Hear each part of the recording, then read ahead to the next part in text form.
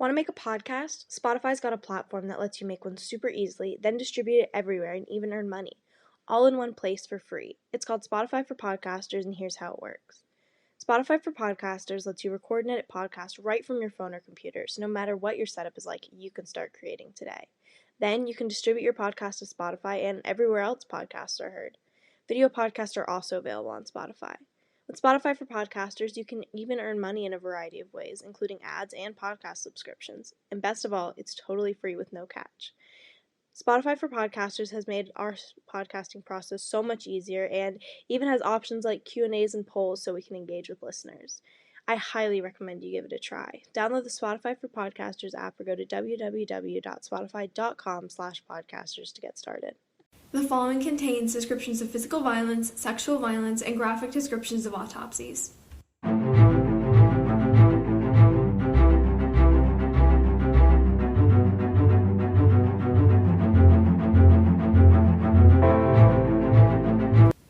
Hi listeners, welcome to episode 24 of TGIC Podcast. I'm Jillian. And I'm Izzy. Okay, can we just talk about how crazy that sounds? Episode 24? That's a lot of freaking episodes. That's like so many episodes that if someone were to discover our show right now, they could spend like a good 5 minutes reading all of our descriptions. I know, and I mean, like, honestly, I wish we could have, like, a little, like, warning and something that's like, don't listen to our first episodes, because I feel like our new ones are just so much better. They are better, in my opinion, I think. I don't know. I don't know how everyone else feels. Yeah, I don't know how everyone else feels, but us on the podcasting realm, in our podcasting realm, we like our newer ones better. It kind of concerns me a bit, because you know how, like, a lot of the times, like, TV shows, everyone's like, oh, old this was so much better. But, you know, obviously the people making the show think new this is so much better. What if we're, like, what if we're like that? Okay. And what if our old episodes are, like, good and we're just blinded? I don't think they're good. I think they're they not suck. good. They suck. The mic situation, too, was embarrassing. Horrible. Please don't listen. Yeah. Just start at episode number 5 if you're ever going to listen to old episodes. Yeah. Alrighty. Anyway, back to, introducing this episode. We're going to start with a case today that is about the disappearance of Diamond and Tianda Bradley. And it's a case that I've been super interested in doing, for a year or so now. Mm-hmm. I discovered this case a while ago, and something just, stuck with me. I don't know how to, communicate that better. Do you ever find a case and something about it just, it sticks with you? Yeah. I don't know, and this one just kind of did stick with me, so let's just jump right into it. Diamond and Tianda Bradley were two sisters living on the south side of Chicago in 2001. Diamond was only 3 years old and Tianda was 10 at the time of their disappearance. They lived with their mom, Tracy Bradley, and their two other sisters, Rita and Victoria. And so I saw this talked about quite a bit in this case, but despite their age difference, they were actually really close. And their mom and sister said that Tianda used to walk around the house and just carry Diamond wherever she went, which is so cute. Aww. But I thought it was, kind of important to point out because I think a lot of people speculate, I don't know, I guess that they thought it was weird that the sisters were, hanging out so much. And also, regarding them and how close they were and just about their personalities because they were 3 and 10, so there's very little background that can actually do on them, if you know what I mean? I don't know, when we have adults, you can talk a lot about how they're growing up and who their family now, blah, blah, blah. But, 3 and 10, there wasn't a lot to talk about. So I want to share a quote from the Chicago Tribune, and it's from their sister, Victoria Bradley, and it's just about Diamond and Tianda's personalities. It says, Diamond would jump from couch to couch, Victoria Bradley said, and she said had these dark eyes that used to scare everybody, and Tianda liked riding her bike, but dancing was her favorite hobby. Oh, so they were just 2 little girls. They were 2 little girls, and that was the best thing I could share. I don't know how, I always feel bad with kid cases. You can't, there's so little background. There's so little background, and I feel like their personalities and them as, a person get lost sometimes because you don't have that, essential background with those essential details that, their friends and family share about them that kind of, they get deep personalized when they're talked about a lot in the media, and which that happens a lot in all cases, but kids specifically, just because there's just so little you can talk about. Yeah. Okay, I'm gonna get into the timeline. So June 6th of 2001 was the day that the girls vanished. So the morning of June 6th, the girls' mother, Tracy, claims that this was the last time she saw them, and that was at 6:30 in the morning. And, that was the last ever, totally confirmed sighting of the girls.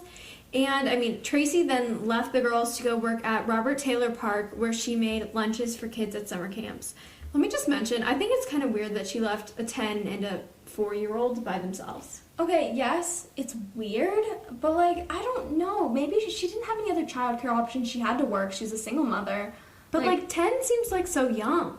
It's young, but like, I'm trying to find the words for this. I don't think the age would have mattered. I think she needed to make money, and this was her only option. Yeah, I mean, I get that. And I mean, it was the 2000s too. I gotta be, like, when I brought this up to my mom, she was like, oh yeah, like, that's totally normal in the 2000s, the 90s, and the 80s especially, like. Yeah, no, that always reminded me, like, my parents, or not my parents, I should say my dad, because my mom would never say this. But my dad would be like, oh, back in the day, we used to just be able to go out and come back when it came dark. And I was like, okay, well, first of all, you're not, like, a pioneer. Yeah. But, no, people say that all the time, like, things were just, like, less concerning, I guess. I don't know. Yeah. But I felt like it would necessary to bring it up because, like, 4 is little. Like, I would never have been allowed to take care of, I'm not even allowed to take care of a child by myself now, and I'm 16. Jesus Christ. I don't know. I'm trying to, like, think about when I was old enough to stay home alone with my brother, but also my brother's 2 years younger than me, so it's a lot different. Yeah. But, I don't know. I think this was just her only option. Yeah. And when Tracy returned home in the early afternoon, like, this is the time kind of varies, but it was around 11 o'clock. She was, like, shocked to see that her daughters were nowhere to be seen in the apartment, and a note had actually been left on the back of the couch, which is a little bit weird place to put a letter. That is a weird place to leave a letter. You think it would be, like, on the dining room table, the kitchen counter? No, it was on the back of the couch. Like, what if it were to, like, fall? Yeah. I don't know. The back of the couch is, like, where my dog hangs out. Yeah, literally. And I mean, like, the letter supposedly had been written by her daughter, Tionda, and it said that they actually had gone to, like, a nearby school and then a nearby store, and I literally haven't been able to find, like, the actual specifics of the letter, which it's not kind of weird. It's not confirmed at all. It's super weird. Yeah, I don't know. And, like, actually Tionda was attending a nearby summer school, and the day of June 6th, she, like, according to her school, she never showed up. Like, do you know if she was marked supposed to absent. show up? Yeah, she was supposed to, apparently. Like, her mom hadn't called in or anything, but I just feel like that's okay, important here's to what I'm mention. wondering. Was it, like, in the morning that it would have started? Because now I'm thinking, like, now that's confusing timeline for me, because I'm thinking if she had to be there, like, let's say at, like, 8, wouldn't her mom, like, would have had to take her? Yeah, or someone would have had to take her, and then, like, where would Diamond be? Because Diamond's 3, like, at least when I don't know. Tionda's there, she has, like, not a babysitter, but she has someone to watch her. Yeah. You can't leave a 3-year-old at home alone. I'm very confused. I don't know specific timings on that, because I feel like that's really important but we just know that she was absent on that day, not necessarily when she was supposed to be there, Okay. or who was supposed to take her. It's weird, though, because then would it be her responsibility to get there by herself? And where would I don't know. I don't know. Why am I so stuck on this? Yeah, I have no idea. I just know that she was supposed to be attending a summer school that day. And some kids in the neighborhood actually claimed that they saw the girls playing outside at around noon. And I mean, that's never really been confirmed. I mean, they never confirmed kids sightings. Yeah, you can't, like, they were 2 little girls. I feel like that's a very common thing to see in a park on a common day in the middle of summer. And I feel like that doesn't really add up because Tracy would have gotten home before then anyway. Yeah. You know what I mean? But because if she had gotten home and they weren't there, they could have been at the park. True, I guess it does make sense. I don't know. It's very, very confusing. And after, like, waiting and searching for her daughters for hours, Tracy finally decided to call the police at 6:30 p.m. that night. And, I mean, due to the fact that Tionda and Diamond were so young, they were labeled as a high-profile case, and the investigation was, like, taken seriously immediately. Well, you'd also think that it'd be a high-profile case because they were literally snatched out of their house. Well, it's, like, kind of assumed that they were snatched out of their house. And, yeah, I mean, they were so, like, there's no possibility that they could have been runaways because they were literally 10 and 4, so, yeah. No, how would that even work? Tionda's like, Diamond, we're getting out of here, and she, like, gurgles something, and they leave, like, they're like, yeah, I don't know.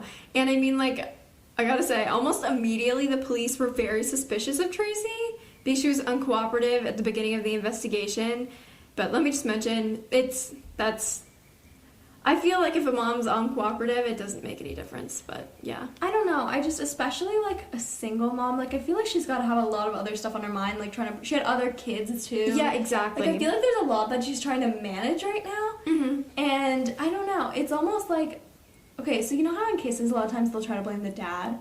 Yeah, but there's no dad to blame in this Exactly. situation. So they had to blame her, but like she's also Yeah. she's probably being uncooperative just because she like has other stuff on her mind. Exactly. And I don't usually mention this in the timeline. I just thought it was important because it was like the very beginning of the investigation. Like it Yeah. didn't really carry out throughout it, but whatever. So now I'm going to talk about the following days and weeks, not necessarily like a specific date, but like basically the Chicago Police Department used all of their resources in order to try to find the missing girls like immediately, which is honestly like so amazing and refreshing because you never see that type of commitment in like cases like that usually. I mean, even in kid cases, sometimes they neglect it. The only other Yeah. one that I've seen, like, heard about, like, widespread searches would be Kyron Harmon. Yeah, exactly. And I mean, the Chicago PD did numerous things to try and recover the missing girls. Like, they set up a tip and emergency hotline, they made a command post, they even like assigned multiple full tactical teams and detectives to aid the investigation. That's impressive. But Like, also, yeah. like, why a tip hotline? Honestly, tip hotlines do nothing. I don't think, like, yeah, there's I really mean, I guess nothing it's like- better than something. I don't know. Tip hotlines just, they always bring up, like, dumbass stuff. Exactly. You ever watch an episode of SVU? All that tip lines do is bring in, like, psychics who are like, I know exactly who did it. And I'll talk about that later. But, like, I mean, like 100 police officers and detectives worked on the case, and they searched all over the cities, in the sewers, lakes, abandoned buildings, and construction sites. And I mean, they found nothing. There was no evidence of the crime scene, no evidence of the girls, literally anywhere. And they like even interviewed more than 100 local sex offenders and about 30 of the Bradleys' relatives. Okay, quick comment again about, like, interviewing sex offenders. I learned something last week, not from a reputable source, I learned it on Law & Order, but apparently sex offenders don't tend to, like, repeat offend, so it's actually, like, not very helpful to go ask sex offenders, like, about cases, because usually they're not involved in active cases, like, ever. That makes sense. I mean, Yeah. like, it's like a one and done thing. Mm-hmm. Okay. Yeah, that's actually really interesting. I've never... Like, don't quote me on that. Literally, I learned it on Law & Order at, like, 9 o'clock last Thursday. No, but it makes sense. Mm-hmm. And, like, thousands of tips poured in through the hotline, and, I mean, many of them are useful, and, frankly, a majority of them were batshit crazy. Like, I love crazy tips. like, why would you send in a tip? I don't understand. Like, People a have bad fun tip? with it. I would never send in a bad tip, but I will enjoy the bad tips that people send in. True. I mean, like, obviously psychics called, like Jillian had just said, and claimed that they knew where the girls' bodies were hidden, which, like, happens in so many missing cases. Like, I don't think I've ever heard a case where psychics didn't get involved somehow. Psychics just like attention. They just like attention. It's like a marketing thing for them. It literally is. Marketing strategy. And I mean, like, they got calls that, like, the girls were being held as sex slaves in a town in Illinois. And I mean, another man even called and claimed to be their father from Morocco, and that he had kidnapped them to take them overseas. Oh. So many of the tips were just like useless or proven to be false, yet the police like refused to let up the investigation. And I like praise them for that, because so many police will like, just give up unless there's like more evidence that comes out. And I mean, honestly, the only other lead that came out was like a voicemail that had been left by Tionda to her mom that was informing her mother that George was at the door.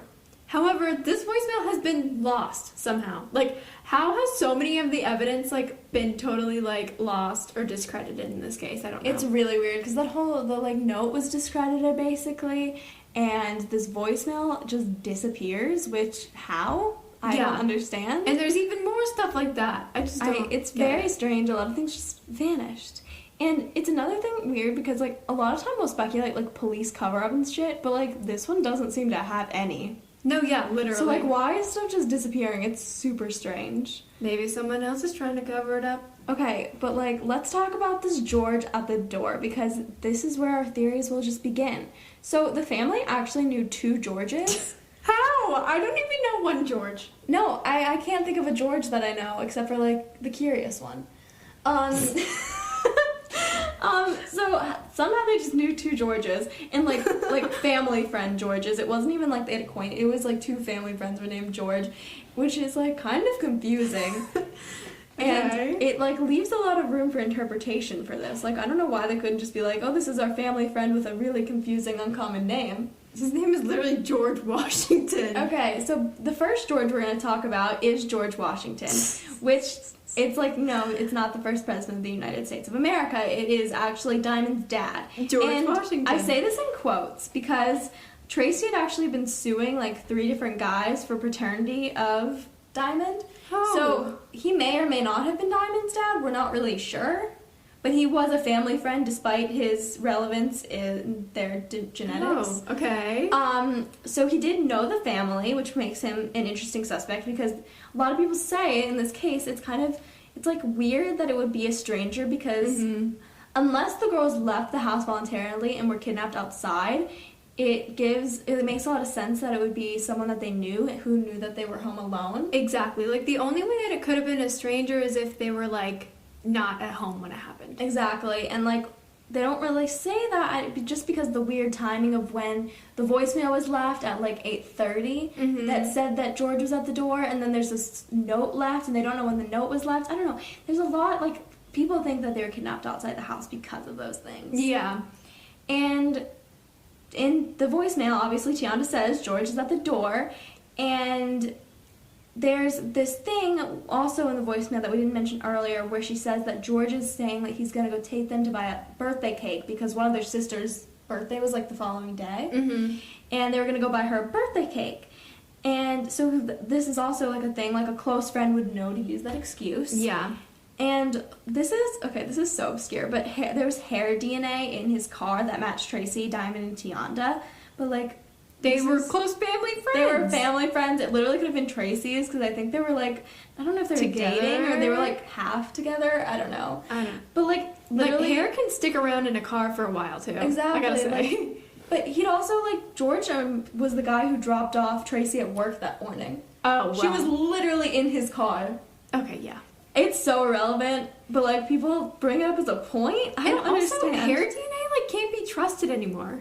No, because it literally only shows like maternal hair pattern. And it's literally hair pattern. Like that's the thing. Like so many people have the same hair pattern. Exactly. I mean, it shows like genetics and stuff, but like it could have been anyone on their like maternal side of the family. Yeah.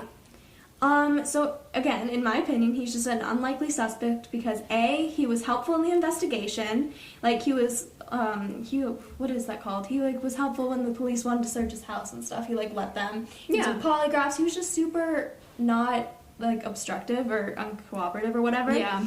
And B, the hair, we said, could be from a long time ago, or literally that morning, it could have been Tracy's hair. And he's also just super unlikely because it would have given him a tight window of opportunity between dropping off Tracy at work at like, whatever, 6:30, something in the morning. Yeah. And then he would have had to like come back, get the girls, and then like get rid of them somehow, and then he also picked up Tracy at work at 11. Yeah, the timeline doesn't work out. This timeline is so weird and obscure in this case. It's just very tight, which we don't see a lot of times.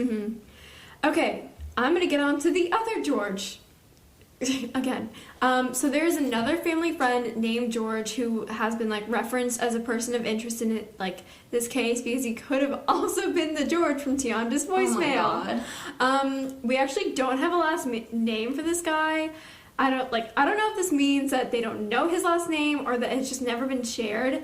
But I mean, like, you have to assume that means that they don't know because like they haven't pursued him any further. Yeah, you'd think that if they had a name, they would have pursued him at this point. Exactly, and they would have, like, this might be just because they knew he didn't do it, so they're keeping, like, some anonymity. Yeah, I think that's anonymity. I don't know. I feel like Nemo trying to say anemone. Yeah, I would just assume that they don't know his last name, and I think that might mean that the family doesn't know his last name. Like, so maybe they weren't that close. No, actually, I think that in this case, it could have been, like, a family friend who just, like, he was, like, kind of like a one-name guy. I don't know if that makes sense. I think people have that though, like where they don't necessarily know. Yeah. Like I'm trying to think of an example of that, but like someone who was like a help, like if someone maybe it was like he used to fix stuff at their house, but then he like became a family friend, he would just be George, the guy who fixes the sink. Yeah, I guess that's true. And I mean, that's like a bad example. This is kind of a good lead. However, there's like no evidence to support it, and since there's no investigation into this guy, like I don't think the police really think of him as a main suspect or anything. Because they don't even know who he is. Yeah, exactly. And I mean, if you consider this George and the voicemail thing, that could totally be reliable. That could be, I think the George. If we were going to consider which George like would be responsible, I would say it was this one. Yeah, it's more likely to be this guy. George Washington seems like a decent guy. Seems like A good leader. Good leader. Okay, that was hilarious. That was such a good pun. I'm proud. Yeah. Okay, so here's... And then another thing I just thought about, how could you like kidnap or kill someone's daughters and then go and pick the lady up and then have enough balls to go back to the house and be like, oh my god, No, it's... where did they go? It's really weird. Like, That's really it weird. doesn't make any sense. That's why I think George Washington is just not a good suspect at all. And the police definitely agreed, I think, in this case. Mm-hmm. Okay, so this is back to like one of the tips that came in. So this is basically the Tianda's birth father / Morocco theory. So this is just a totally obscure theory, but a theory that has circulated is that Tianda's biological father, who was just like not identified, kidnapped the girls and then took them out of the country to Morocco. And this theory is just really unlikely because A, there's nothing that really suggests that this is what happened, like, at all, except for, like, this weird tip. But, like, again, on the flip side, nothing disproves it, which is, like, I mean, that applies to everything, kind of. But B, Tianda and Tracy had, like, no contact with her birth father, so he wouldn't have even, like, known that they were home alone or known anything about them. Exactly. He And, might like, not even known where they lived. And another thing is, like, the tipster called the line and was like, I am the birth father from Morocco. Yeah, I don't know. So, like, why would you give yourself up? That just doesn't make any sense. The whole thing is weird. Yeah. Okay, now I'm gonna get into the Tracy Bradley theory. Tracy Bradley. Tracy? Love that they all had, like, oh, wait, none of them had T names. What? No, Tianda and Tracy. Oh, yeah, Tianda and Tracy. I was about to say, I love that they all have, like, matching names. They do not all have matching names. It's just It's Tianda not like and Tracy. Darcy Routier in that family. This is a lot cuter than that. Yeah. And, I mean, there are also claims that Tracy did something to her daughters. I mean, they're not substantiated. She has a rock-solid alibi being at work during the time. Because you, like, clock in and out. Someone can say that you were there. That's, like, that's such a good alibi work. No, literally, like, that is such a good alibi. We were talking about this earlier because Jillian and I just got jobs Oh for my the first god, time. we just got jobs. We work at an ice cream shop now. Yeah, so we were talking about clocking in and out. And that would totally make a good, like, alibi or whatever, but Not that we anyway. would ever commit a crime. No, not that we would. Just in theory. And then, okay, also, she was just, like, super uncooperative. Like, she wouldn't take a polygraph. She wouldn't, like, talk to the police. And even later on, like, she just refused to talk to the FBI or anything. And, I mean, I get that. Like, first off, polygraphs are kind of unreliable. And everyone deals with, like, stress and stuff totally differently. I feel like there shouldn't be, like, a standard stress reaction. You know what I mean? Because, like, I don't think that's a good thing to base someone, like, being guilty of murdering or, like, abducting their children. Yeah, I don't know. I don't like that. Yeah. And, I mean, mostly these, like, suspicions came out when the neighbors disliked how she was behaving after the girls were kidnapped. Like, for example, many neighbors stood outside with signs and stuff about the girls, and Tracy didn't come out and say thank you. Okay, literally, the neighbors were just freaking salty. I think she had her priorities straight by, like, staying in her apartment. I don't know, like, it's holding up signs at the street Exactly. corner. I don't know what good they thought they were doing, but she's probably dealing with a lot emotionally. She has 2 other kids to care about. She's trying to figure out what the hell to do, and you're mad because she didn't come down and say thank you? Yeah, no. The neighbors are salty. Excuse me. And, like, that's like volunteering and wanting to get, like, paid. and attention. Yeah. Like, that's annoying.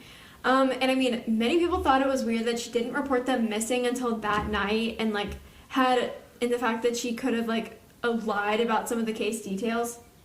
But I mean, like, I don't think she reported them missing until night because A, she was looking for her kids, and B, she probably didn't think the worst at the time. I mean, they left a note. They called. Yeah, Like, then there's a couple, like, little leads that it could have just been a whole confusion thing. They were looking all day. I don't know. I don't think it's necessarily weird. And also, this was a time where, like, they didn't, like, I don't think the police were necessarily, like, the most, like, reputable cooperative people. Yeah, like, apparently there's all this, like, corruption of the Chicago PD. I don't know anything about that. I've just heard a little bit about it. But, like, I think that they were probably not wanting to get involved with the police in case they were, like, what if they were just out with this George guy and then they, like, returned totally safe and they've called in the police and then they look ridiculous. Exactly. And then also, like, that's not waiting that horribly long. Like, it would be different if she waited, like, 48 hours or, like, a Casey Anthony in a month or two. Yeah, exactly. It's, like, 7.5 hours tops. Which isn't, I just, like, that's not that long. She was looking for her kids. It wasn't like she was doing nothing. I don't think that's something you should put against her. Exactly. And, I mean, like, about the lying, she had originally claimed to be asleep in the apartment when the girls were taken, but later she said that she was at work.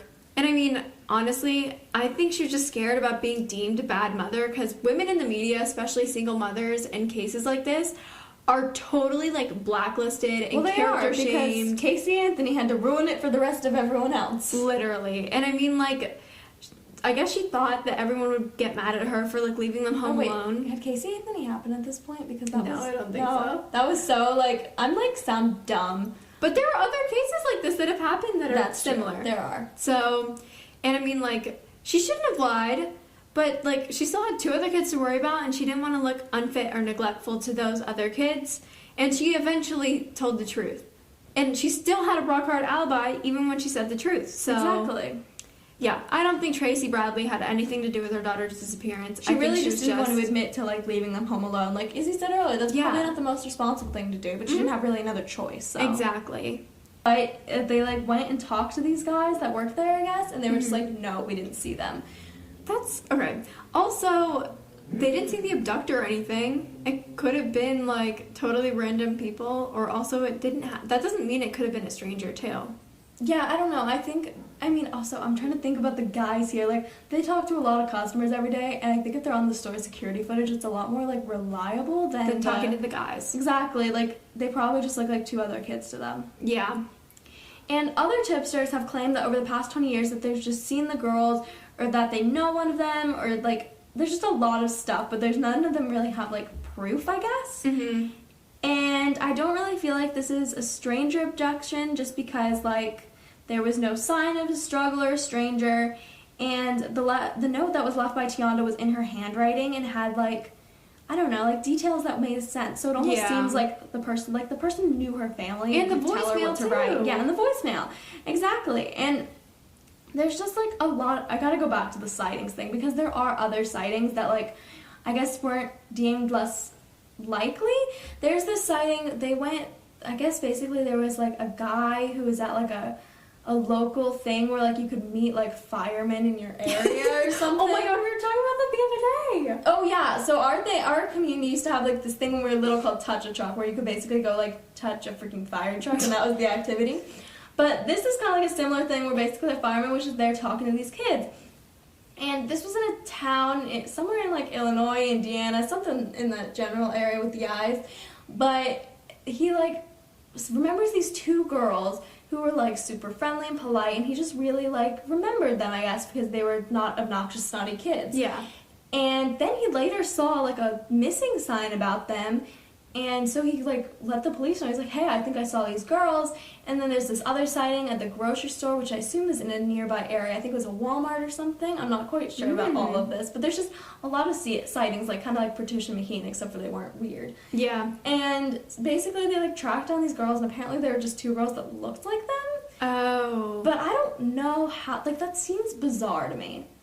Something about that stands out. Like, I don't think that necessarily disproves that it's them. Like, what if they just found 2 other girls that looked like them? But I mean, if the girl said, oh yeah, we were there and we talked to this guy. I guess. I don't know. Something seems off about it. I don't know. I feel like, okay, yes, these girls, I feel like everyone looks the same to me. Honestly, if I saw 2 little girls who were sisters who had, like, around the same age difference, and I saw a poster who looked sort of like them, I would be like, oh, hey, I think I might have talked to these girls a week ago. Yeah, I guess. You know what I mean? I don't know. But it's, like, it seemed oddly, like, distinctive to, like, remember. I don't know. Yeah. I guess, yeah. I'm trying to, like, find the words for this. Something about this, like, seems, like, really reliable to me. I mean, I guess it could be reliable, but it also doesn't mean that they were abducted by a stranger. Oh, I don't think it has anything to... I think it just means that they were abducted by someone. Yeah. And I mean, were all these, like, at the beginning of the investigation, or are they more recently? They were kind of spread out, but they were definitely closer to when they were kidnapped, like, I think within the first year or so. Got it. And it must have been within the first couple months, because I do know the investigation kind of dropped off after 9/11, Mm-hmm. especially in, like, areas outside of Chicago, but I think because they were definitely still, like, close to the same age, and they were still missing posters up, so it was definitely within that first few months. Yeah.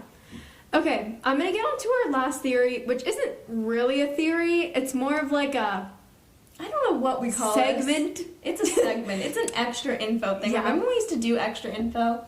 Yeah. Our whole John Bonet case was just made up of extra info. I don't even know how we did that, honestly. I just, like... That's what happens when we have, like, 2 months to research a case. And it was still, like, the same amount of research we're doing, like, 2 days now. No, I don't understand. Like, we do research, like, literally, like, 5 days if we're lucky. 2 days Yeah. normally, though. 2 or 3. Honestly, the John Bonet case we have way too much time to work on. Yeah. Okay, so this is the fake Tiondas segment, as we're going to call it. Bonus And- feature. Yes, a bonus feature. And I mean, this is just really weird and, like, really twisted. And I mean, like, I think this is one of the more twisted theories we've talked about in a bit. It's definitely not very nice. Yeah. It's mean. It's really mean. It's like bullying. It's bullying and it's harassment, honestly. It is harassment. And I mean, okay, many people have come forward over the past years and claimed that they were either Tionda or Diamond, or that they were still alive, or that they were in college with each other, or like, whatever. Basically just claiming that they were one of the girls. And this was all thanks to social media, because before social media, none of this happened. Literally. And I mean, people were going in through the family's social media accounts or through tip lines and stuff, and like they were doing this to conceal at least a fragment of their true identity. And I mean, many of these people have been so cruel that they'll talk to the police or to the family members for a while, and then when asked for like more substantial information, they ghost or they make up a fake ass excuse. Like, a biggest example of this was like a lady from Texas who originally was anonymous, but she had since been named as Lele Rodriguez. And she basically just said that she was Tionda. Yeah, she was like, hey, I'm Tionda. And this all kind of happened because, like, one of their relatives had posted on this, like, Facebook page that was all about trying to find them. Mhm. It was, like, some sort of anniversary thing or something, like, please come home, blah, blah, blah. Yeah. And in the comments, Lele Rodriguez goes, we're trying. Like, it's almost, that's mean. That's horrifying. That's so mean. That would scare me. Yeah, that would honestly scare It's me too. unsettling to me. And like Lele literally went so far, she like talked to this aunt and she was like, oh yeah, like we're fine, Diamond's in college. And then like the aunt was like, oh, can you send us a picture of like your birthmark, or like scar, not birthmark, And, like, but asking to do, like, genetics testing or whatever. And Lele, whatever, was like, can't you, I'm literally Tionda, like, can't you just trust me? You know it's me. And the aunt was like, what? And it's like, that's mean, because clearly That's it's so not mean. her at this point. Like, And I mean, she was like, she said that she would take a DNA test, but then at some point, like, they were like, okay, let's take a DNA test, and then she, like, ghosted. awful. Like, what? That's so mean. And, like, people have done this, like, a few times. it's not nice. Like, that's Why horrible. are people doing this? And this is, like, one of the only cases I've really heard about this happening in. This and the Johnny Gosh case. Yeah, that's true.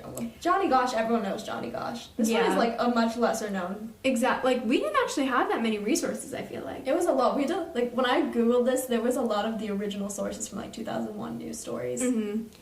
But I mean, like, that's just cruel. It's mean. Like, how could you, like, how could you do that? I don't know. It would really mess me up. And what would be the point? Like, There's no what are you point. trying to get? Like, a family? Like, fame? Oh my god, that reminds me. There was this episode of Law & Order. I'm here with all the Law & Order references today, where a girl literally showed up, claimed to be this missing girl, and, like, she'd been gone for, like, 4 years, just so she could, like, intercept this family, basically. And then they found What? out she wasn't even the girl, but she had been, like, in, like, sex slavery or something for, like, her whole life. But she just wanted, like, a family to come back to. That's horrible. It's awful. The whole thing was awful, but I don't know. It made me think of, like, pretending to be a missing person. Oh my god. So this was the case of the Bradley sisters. Tune in next week for another interesting case. And in the meantime, follow us on Instagram and TikTok at tgic.podcast. Bye!